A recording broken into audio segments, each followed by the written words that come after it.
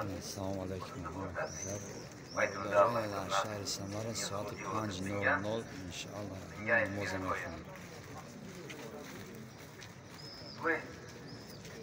İnşallah şöyle odama ya durum verin aslında doğum центрами Самарадан я. У нас хватит. Наш имам говорит, если это аят обратился, он фасальный лираббика ванхар. Он в единственном числе обращается к нашему пророку, мы дали тебе кавсар, мы тебе и делай намаз, и делай курбан, рис курбан. То в этом случае хукм в шариате становится ваджибом.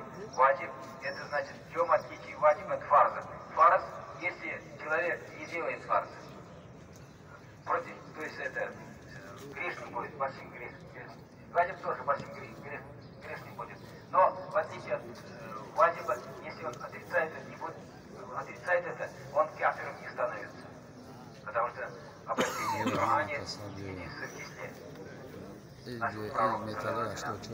Поэтому вот есть такое облегчение, но это не говорит о том, что мы должны оставлять и не делать это курбан, не резать курбан. Нет, курбан надо резать. Для того, чтобы был обязательно, нужно быть мусульманин, способным совершеннолетним, свободным, мукимом. Муким — это значит на